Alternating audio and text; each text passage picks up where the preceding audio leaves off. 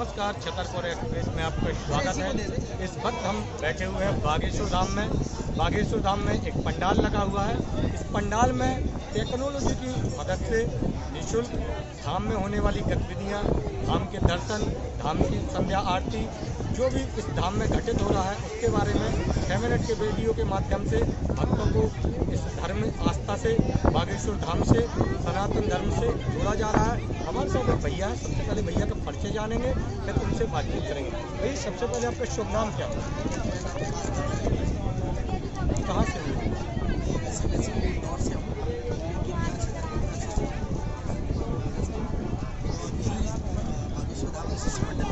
अच्छा, आपने बताया कि आप छतरपुर में प्रोफेसर के पद में पदस्थ हैं, तो कहाँ पर पदस्थ हैं?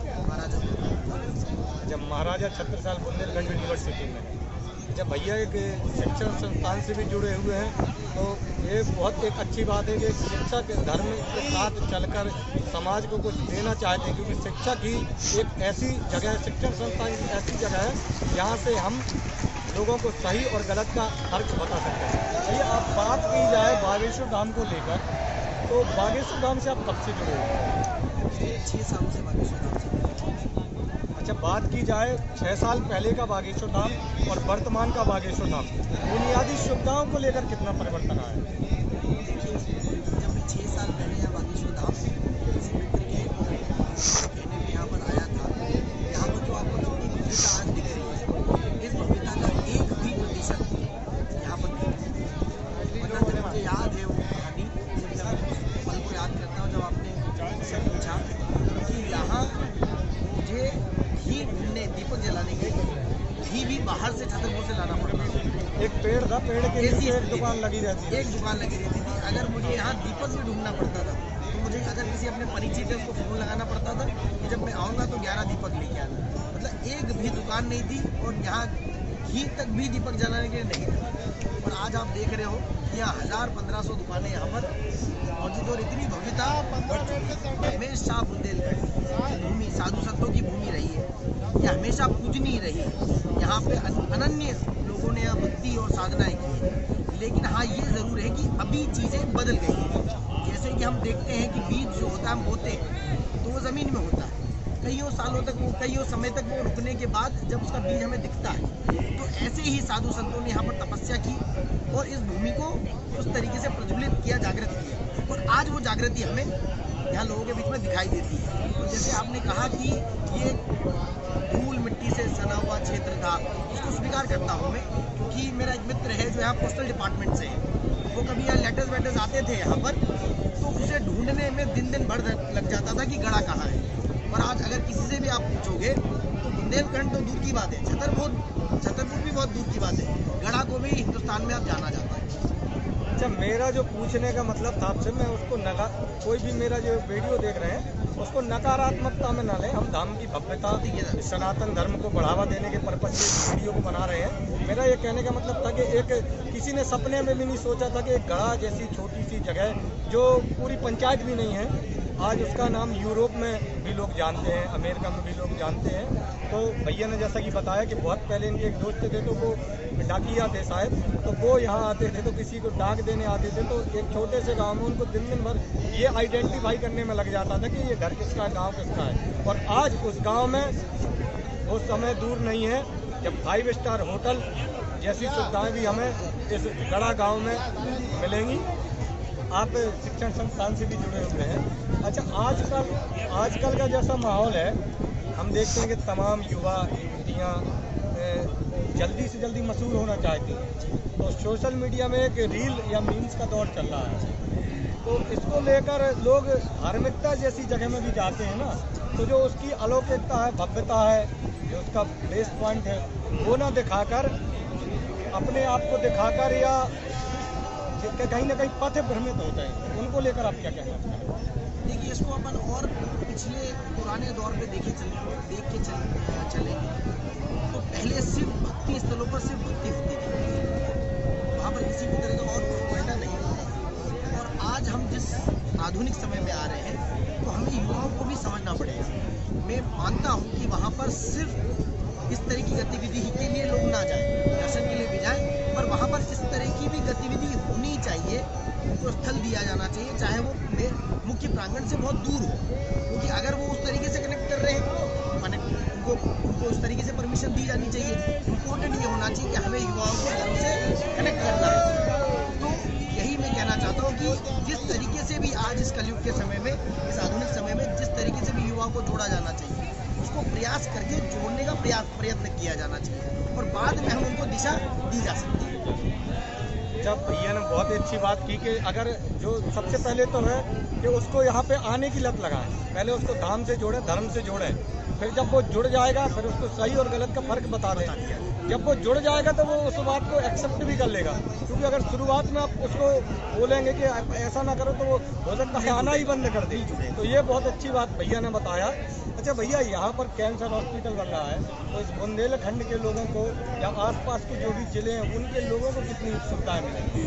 देखिए, जैसे आप शिवम जी से बात कर रहे थे, जो अभी बहुत मेहनती से यहाँ पर लगे हुए हैं, मतलब ये जिस कंपनी के अंतर्गत काम करते हैं एक साथ है ना, वहाँ के जो CEO हैं प्रशांत जी, उनके एक जैसे बोलते हैं हिडन जेम, ये हिडन जेम की तरह काम कर रहे हैं। हमारे कंपनी से बाहर जाकर, आउट ऑफ द बॉक्स जाकर भी ये काम कर रहे हैं। अब ये जब से लगे हुए हैं यहाँ पर हमारे साथ में, तो धाम से वीडियो रिकॉर्ड करना, सारी चीज़ें करना, तो इन्होंने उसको देखा हुआ है। और जो मुख्य प्रश्न आपने पूछा कि कैसे होगा, तो ये रोजगार जैसे अब इन्होंने यहाँ पर ये डालेंगे सेंटर, तो इतने छोटे सेंटर से भी यहाँ पर 20, 25, 50, 100 लोगों को रोजगार मिलने के अवसर मिलेंगे।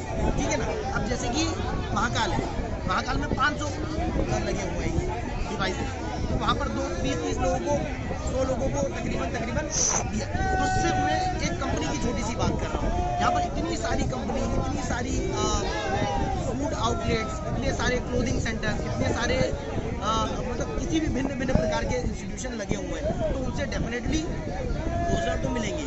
अब मुख्यतः जिस प्रश्न पे हम आना चाह रहे हैं कि जो आपने बताया कि यहाँ पर कैंसर हॉस्पिटल खुलने वाला है, तो इतने भव्य, जो उसका पहला चरण है 100 बेड का है ना, 200 करोड़ की लागत से बनने वाला है, तो उसमें कितने सारे जो चिकित्सा इंस्टीट्यूशन से जुड़े हुए लोग हैं है ना, जो कहीं जॉब नहीं पा रहे थे, आज उन्हें जॉब की सुविधा मिलेगी।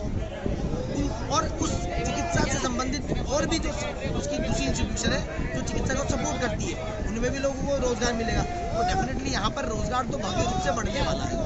कहीं ना कहीं गुरुजी की तरफ से धाम में धर्म के साथ साथ अब रोजगार को भी बढ़ावा दे रहे हैं, क्योंकि हमारे इस बुंदेलखंड को हमेशा पिछड़ा, शोषित, वंचित क्षेत्र माना जाता था, लेकिन अब यहाँ पर बालाजी की ऐसी कृपा हो रही है कि जहाँ से धर्म का विस्तार तो हो रहा है, साथ में लोगों को एक रोजगार भी मिल रहा है। भैया ने बताया कि जब कैंसर अस्पताल बनेंगे, धाम की भव्यता बढ़ेगी, तो तमाम तरीके के युवाओं के लिए, स्थानीय लोगों के लिए, जो टेक्निकल लोग हैं उनके लिए, जो पढ़े लिखे लोग हैं उनके लिए, जो डॉक्टर लाइन के लोग हैं उनके लिए तमाम रोजगार के अवसर भी तैयार होंगे। अच्छा भैया, आप जो धाम हमारे चैनल छतरपुर एक्सप्रेस के माध्यम से आपको देख रहे हैं, जो लोग घर में बैठे हुए हैं, देश विदेश में कहीं भी बैठे हुए हैं, उन युवाओं को क्या संदेश देना चाहते हैं?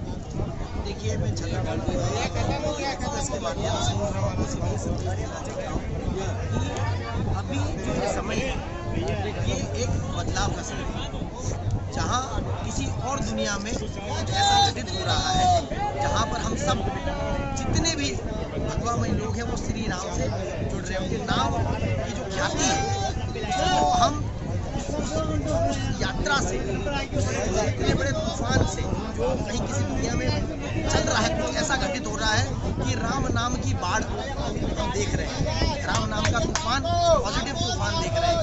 तो हम चाहते हैं कि युवाओं से, महिलाओं से और बच्चों से, बुजुर्गों से इस जो पॉजिटिव यात्रा ये शुरू हुई है, इसका सब किसी न किसी रूप से प्रत्यक्ष अप्रत्यक्ष रूप से भागीदारी बने। जैसे आपने कहा कि अगर आप बहुत ज़्यादा भव्य रूप से नहीं कर सकते, छोटे रूप से, लेकिन अपने योगदान इसमें अवश्य दें और भारत को 2047 तक विकसित भारत बनाने में जो प्रधानमंत्री श्री नरेंद्र मोदी जी का जो संकल्प है, उस संकल्प में भी आप अपने आप को भागीदारी करें। जैसे कि हमारे पूजनीय श्री महाराज जी, हिरण्यकश्यप जी महाराज, उसमें बहुत बड़ा योगदान दे रहे हैं। जैसे आप अपना छोटा योगदान दे सकते हैं, हम यहाँ पर अपनी उपस्थिति दर्ज करा के अपनी सेवाएं दर्ज करके सेवाएं दे रहे हैं।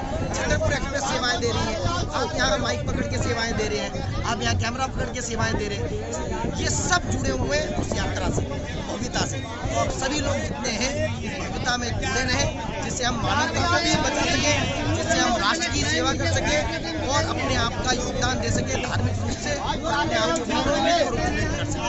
जब बुंदेलखंड के छतरपुर जिला के छोटे से गांव में आज 251 कन्याओं का विवाह हो रहा है और भारत के प्रथम नागरिक राष्ट्रपति द्रौपदी मुर्मू को कन्याओं को आशीर्वाद देने आई है, तो आप उनका कैसे आभार या स्वागत व्यक्त करना चाहेंगे? मैं देश के प्रथम नागरिक राष्ट्रपति जी का बहुत आभारी हूँ कि महाराज जी के एक छोटे से निवेदन से उन्होंने इस चीज़ को स्वीकारा कि यहाँ पर 125 आदिवासी कन्याओं का विवाह हो रहा है और पूरा समग्र रूप से देखिए तो 251 कन्याओं का विवाह हो रहा है। तो ये बहुत अच्छी बात है। महाराज जी की तरफ से जो प्रकल्प लिया गया कि आदिवासियों को, घुमंतू को, सभी लोगों को जहाँ घोड़े पे बैठने की इजाजत नहीं थी, उन्हें गधे पे बिठाया जाता था, उन्हें अपमानित किया जाता था। आज महाराज जी की तरफ से ये संकल्प लिया गया कि अपमानित नहीं, उन्हें सम्मानित करें। एक ही मंच में सभी जाति के, सभी धर्म के लोग होंगे। और उसी सम्मेलन में हमारे देश के प्रथम नागरिक का आना हुआ, तो मैं राष्ट्रपति जी का भी धन्यवाद अर्पित करता हूँ, प्रधानमंत्री नरेंद्र मोदी जी का भी धन्यवाद करता हूँ, और मैं हमारे पूज्य श्री धीरेन्द्र सिंह जी महाराज का धन्यवाद करता हूँ कि इस प्रकल्प को उन्होंने चलाया और जो सबसे निचले तबके के लोग हैं उन्होंने उनको मुख्य धारा से जोड़ने का कार्य किया। अभी आपने देखा कि हम बागेश्वर में ऐसे पंडाल